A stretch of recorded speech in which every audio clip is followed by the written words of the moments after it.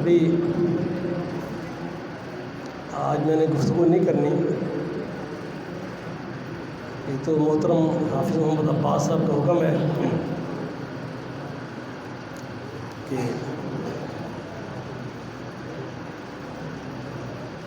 ایک حدیث سنا دیں اور دعا کرا دیں۔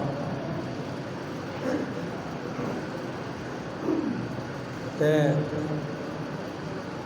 اپنے انتہائی دلی پیارے بیٹے محترم میں تو نے شیخ محمد بن طیب الرحمن زیدی کہتا ہوں، اور کہتے ہیں کہ آپ مجھے شیخ نہ کہیں، مجھے بیٹا کہا کریں، تو ہم کہتے ہیں بیٹے بھی شیخ ہوا کرتے ہیں، اس میں کوئی دوسری رائے نہیں ہوتی۔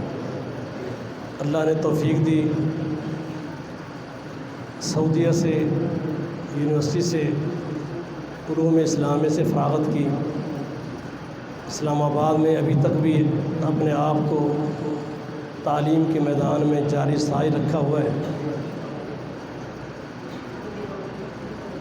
ان نوجوانوں کو اس لیے آپ بھائیوں کے پاس لاتے ہیں کہ یہ سلسلہ جاری رہے، یہ ہمارے سامعین، ہماری جماعت کے افراد یہ بھی اپنے بچوں کو اللہ کے دین پر وقف کرتے رہیں۔ رسول اللہ صلی اللہ علیہ وسلم کی حدیث ہے کہ آپ نے فرمایا کہ جانتے ہو بانجھ کون ہے؟ مفہوم یہ ہے کہ نبی صلی اللہ علیہ وسلم نے ایک تعلیم دی اپنی امت کو کہ ایک شخص صاحب اولاد ہے، اللہ نے بیٹے دیے ہیں، مقام دیے ہیں، عزت دی ہے، بیٹے فرما بردار ہیں، ساری باتیں موجود ہیں، لیکن پھر بھی ایک بات پوچھی کہ جانتے ہو بانجھ کون ہے؟ تو صحابہ نے یہی کہا اللہ کہ رسول صلی اللہ علیہ وسلم اولاد سے جو بندہ خالی رہ جائے، گود خالی ہو، اولاد کے لیے تڑپتا رہے، اولاد نہ ہو، اسے لوگ بانجھ کہتے ہیں کہ بے اولاد ہے، یہ خاتون بانجھ ہے۔ تو رسول اللہ صلی اللہ علیہ وسلم فرماتے ہیں کہ حقیقی بانجھ وہ ہے کہ جس کو اللہ تعالیٰ اولاد دے اور اپنی اولاد میں سے کسی ایک کو بھی اللہ کے دین پر وقف نہ کر سکے۔ اب یہ آپ سن رہے تھے کہ کنتم خیر امت اخرجت للناس، محمد رسول اللہ صلی اللہ علیہ وسلم کے صحابہ آسمان سے نازل ہونے والی وحی کے پہلے مخاطب تھے، اور دنیا انسانیت میں انبیاء کے بعد وہ بہترین لوگ قرار پائے، کیونکہ انبیاء کا مشن لے کر دنیا کے کونے کونے پر تک وہ پہنچے ہیں۔ اس لیے میری اور آپ کی ذمہ داری ہے، میں ایک بات کہا کرتا ہوں کہ میں نے اپنی زندگی کا ایک شعور والا دور دیوبندی مسلک میں بھی گزارا ہے، اور اس سے پہلے آباء و اجداد بریلوی مسلک سے منسلک تھے۔ یہ واحد دنیا میں ایک گروہ ہے جس کے پاس حق موجود ہے۔ حق سے کیا مراد اور حق کیا ہے؟ وَآمَنُوا بِمَا نُزِّلَ عَلَى مُحَمَّدٍ وَهُوَ الْحَقُّ مِنْ رَبِّهِمْ۔ ارے لوگوں، حق وہی ہے تمہارے پروردگار کی طرف سے ہے جو محمد صلی اللہ علیہ وسلم پر نازل ہوا ہے، یہ حق ہے۔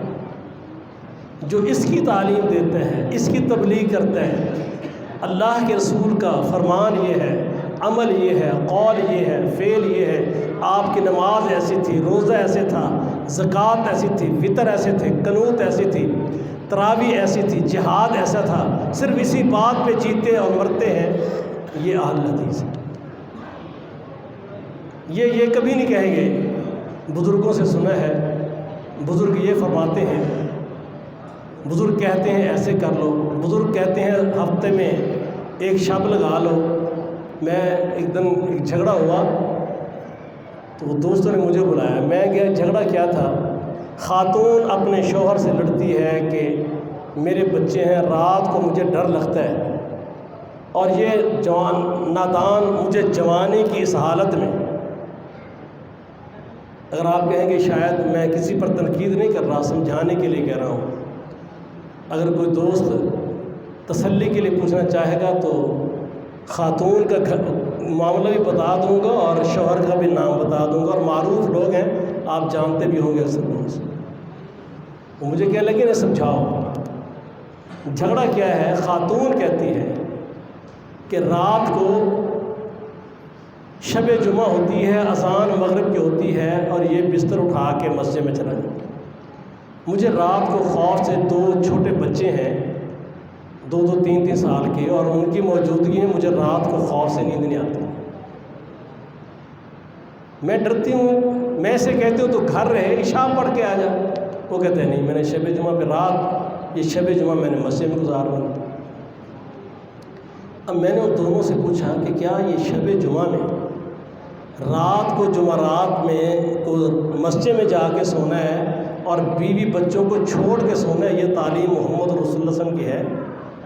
مجھے تو یہ معلوم ہوتا ہے کہ نبی صلی اللہ علیہ وسلم کے زمانے میں سیدنا علی رضی اللہ تعالیٰ عنہ اپنی بیوی سیدہ فاطمہ رضی اللہ تعالیٰ عنہ کو چھوڑ کے گھر میں مسجد میں آ کے لیٹ گئے، اور رسول اللہ صلی اللہ علیہ وسلم گھر آئے، اپنی بیٹی سے پوچھا کہ آپ کے چچا زاد کہاں ہیں؟ تو کہا اللہ کے رسول صلی اللہ علیہ وسلم کسی بات پہ غصہ کھا گئے اور چلے گئے ہیں، مسجد میں چلے گئے ہیں۔ رسول اللہ صلی اللہ علیہ وسلم آئے، وہ مسجد میں سوئے ہوئے تھے، آپ نے ان کو اٹھایا، جسم پہ مٹی لگی ہوئی تھی، وہیں سے آپ سیدنا علی رضی اللہ عنہ کو عظیم الشان لقب بھی ملا ابو تراب کا، اور فرمایا اٹھیے، اور نبی علیہ الصلوۃ والسلام کو لے کر آئے، اور گھر چھوڑ کر مسجد میں جا کے سونے والوں کو مسجد سے جگا کے گھر میں لا کے سلا دیا کہ نہیں تم نے یہاں رہنا۔ میری معلومات میں محمد رسول اللہ صلی اللہ علیہ وسلم کے صحابہ میں کوئی شادی شدہ نوجوان بزرگ بابا کبھی بیوی چھوڑ کے مسجد میں جا کے سویا ہو، اللہ کے نبی کی کوئی تعلیم نہیں۔ اب جب یہ بات تو جواب کیا ملتا ہے؟ ہفتے میں شب جمعہ، مہینے میں سہ روزہ، سال میں چلہ، زندگی میں 4 مہینے۔ بھئی یہ معمولات جو آپ نے بنائے ہیں اس کی بنیاد کیا ہے؟ اللہ کے پیغمبر کے طریقوں میں کامیابی اور غیر نبی کے طریقوں میں ناکامی کی باتیں کرنے والوں، ہمیں سمجھا تو دو محبت اور پیار سے کہ کیوں ایسا ہوتا ہے، یہ تم نے کہاں سے لیا ہے؟ وہ کہتے ہیں یہ نصاب بزرگوں کا دیا ہوا ہے۔ اور روئے زمین پر اگر کوئی گروہ اور جماعت موجود ہے جو یہ کہہ کے اٹھ جاتی ہے کہ ہمیں اگر ہماری عمل ہم سے منوانا ہے، گردن جھکانی ہے، اپنی ضد عناد کو ہٹانا ہے، فرقہ گروہ کو چھوڑنا ہے، ہم تیار کھڑے ہیں، ہمیں صرف یہ کہہ دو کہ یہ عمل رسول اللہ صلی اللہ علیہ وسلم کا ہے، تو وہ صرف جماعت نالیک ہیں، ہم میں کوتاہیاں ہیں، ہم خطا کار ہیں، ہمارے کردار میں نالیکی ہیں، اللہ کی قسم نہ اللہ کی عبادت پر کسی اور کو گوارا کیا ہے اور نہ اللہ کے پیغمبر کی رسالت پہ کسی اور کو گوارا کیا۔ تو میرے بھائیو، جب ذمہ داری یہ جماعت اہل حدیث کی آخر میں علامہ خطیب بغدادی رحمۃ اللہ علیہ بہت بڑے محدث گزرے ہیں، ان کی کتاب ہے شرف اصحاب الحدیث 5 صدی ہجری میں، انہوں نے ہارون رشید ایک نام ہے، اگر آپ میں سے اکثر پڑھے لکھے لوگ جانتے ہیں، بنو عباس کے بڑے عظیم الشان خلیفہ تھے، بہت بڑی عالم اسلام اور مملکت پر ان کی حکومت تھی۔ تو انہوں نے لکھا ہے کہ میں نے اپنے دور میں، ان کا یہ قول لکھا ہے، علامہ خطیب بغدادی نے سند کے ساتھ لائے ہیں کہ میں نے اپنے دور میں 4 چیزوں کو 4 گروہوں میں تلاش کیا۔ میں نے تلاش کیا کہ کون سا ایسا گروہ اور فرقہ اور مذہب ہے مسلمانوں میں جو مسلمان کہلاتا ہے لیکن اس فرقے کی گروہ کی مذہبی بنیادوں میں جھوٹ شامل ہے۔ تو کہتے ہیں اس وقت، آج تو بہت اس وقت کہتے ہیں، اور یہ بات ان کی 2 صدی ہجری کی ہے، غالب 2 صدی ہجری میں وہ کہتے ہیں، آج سے 1200 یا 1300 سال پہلے ہارون رشید کہتے ہیں میں نے بڑی تگ و دو اور غور و خوض سے جب تلاش کیا تو جس کے مذہب کی بنیاد جھوٹ پر ہے وہ میں نے رافضیوں کو دیکھا. اور اللہ کی قسم آج بھی دنیا انسانیت پر، میں دنیا اسلام کی بات نہیں کر رہا، دنیا انسانیت پر، عیسائیت پر، یہودیت پر، ہندو مت پر سب سے بڑھ کے جس کے مذہب کی بنیاد جھوٹ پر رکھی جاتی ہے وہ آج بھی رافضیت ہے. میرے نبی کے صحابہ پر تان کریں گے، بد زبانیاں کریں گے، جھوٹ پھیلائیں گے. ابھی میرا بیٹا برخوردار آپ کو بتا رہا تھا، اتنا بڑا ظلم کہہ دینا کہ مسجد نبی کے اندر یزید کے دور میں گھوڑے باندھے گئے، شرابیں پیے گئی، عورتوں سے زنا کیے گئے. اللہ تعالیٰ میرے والد محترم کو غریق رحمت کرے. یہ ابھی اہل حدیث بھی نہیں ہوئے تھے، میں اس وقت کی بات بتا رہا ہوں. اپنی برادری کلخانی میں بیٹھے کر مولوی نے یہی واقعہ مین و عن یزید کی برائیاں بیان کرتے کرتے جب یہ بات بیان کی تو وہ سادہ سے تھے، اتنے پڑھے لکھے نہیں تھے. تو انہوں نے کہا میری گل سن لیں مولوی صاحبہ، اساں گئے گزرے مسلمان ہیں، سارے محلے والی مسجد کو الو دا پٹھا سگریٹ پی کے لکھا بھی یا اساں کوئی نہیں یا وہ کوئی نہیں. حیرت ہے اس دور دے مسلمان تھے کہ مسجد نبوی شراب پیویں تے مسلمان جیندے رہے. او مسلمان جنہوں اللہ دے نبی فرماویں کہ امت سب تو بہترین گروہ میرے صحابہ دا گروہ. تو یہ چیزیں ہم نے جب لوگوں کو سمجھانی ہے، بات لمبی ہو گئی ہے. خلاصہ یہ ہے کہ یہ نوجوان آپ کے سامنے سے لائے جاتے ہیں کہ آپ کی ذمہ داری ہے کہ اس روئے زمین پر ایک ہی گروہ ہے. میں بات ہارون رشید کی بتا رہا تھا، انہوں نے کہا میں نے ایک اور گروہ تلاش کیا کہ جس کی گفتگو میں علم کلام پر، یعنی عقلی باتیں، مثالیں بیان کرنا، کتاب و سنت سے ہٹ کے ادھر کی دائیں کی بائیں کی باتیں بنا کر اپنی باطونی طرز پر کسی کو متاثر کرنے کی کوشش کرنا، علم کلام پر بنیاد رکھنا. جن لوگوں کو میں نے دیکھا وہ معتزلہ اس وقت کا گروہ تھا، گمراہ فرقوں میں نے اس کو پایا. اور کفر تلاش کیا تو اس وقت کا جہمیہ ایک فرقہ تھا جو اللہ کی صفات کا انکار کرتا تھا، میں نے اس کو کفر میں پایا، کفر اس گروہ میں دیکھا. اور میں نے حق کو تلاش کیا تو اہل الحدیث میں پایا. آج بھی اگر کسی بات پر آ کر اڑ جاتے ہیں، میں نے ایک سادہ ان پڑھ عام سے بندے کو اس سے پوچھا، ایک مسئلہ بیان کر دیا کہ یار ایسی ایسی بات ہے، فلاں اتنے بڑے امام ہیں، فلاں اتنے بڑے بزرگ ہیں، انہوں نے یہ مسئلہ بیان کیا ہے. وہ ساتھ ہی میں کہتے جی کیا ہوگا، ہمیں تو حدیث دکھا دو، اللہ کے نبی کا فیصلہ بتا دو، پھر حاضر ہے. تو یہ وہ حق ہے جو آپ لوگوں کے پاس ہے. اب اس حق پر بما نزل علی محمد صلی اللہ علیہ وسلم، اس حق کا علم حاصل کرنا اور معاشرے کے بگاڑ میں جہاں شرک و بدعت عروج پر ہو، اس معاشرے کے اندر اس حق کو کتاب و سنت کے دلائل سے مزین کر کے امت کے ایک ایک فرد تک پہنچانا، یہ آپ کی، میری اور ہمارے بچوں کی اور آئندہ نسلوں کی ذمہ داری ہے. اور اس کام پہ لگانا، بچوں کو علم پڑھانا، قرآن پڑھانا، سنت پڑھانا، دین سکھانا، دعوت تبلیغ پر لگانا، وہ بزرگوں والا نصاب نہیں، نبی صلی اللہ علیہ وسلم کی تعلیم. تو اللہ تعالیٰ سے دعا ہے اللہ مجھے اور آپ کو اپنے دین پر قائم و دائم رکھے، پڑھنے پڑھانے کا شوق پیدا کرے اور ہمارے بچوں کو ہم ذوق و شوق سے اسلام پر لے آئیں. اب ایک دعا کر لیتے ہیں سارے مل کر. اللہ تعالیٰ فلسطین میں ہونے والے مظالم پر بھی ہمارے بھائیوں کی مدد فرمائے. الحمدللہ رب العالمین الرحمن الرحیم مالک یوم الدین. اللہم صلی علی محمد وعلی آل محمد. اللہم صلی وسلم علی نبینا محمد. اللہم انک عفو تحب العفو فاعف عنا.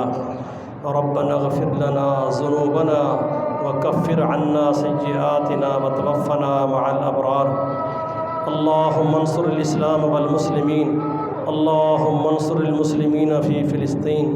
اللهم انصر المسلمين في كل مكان.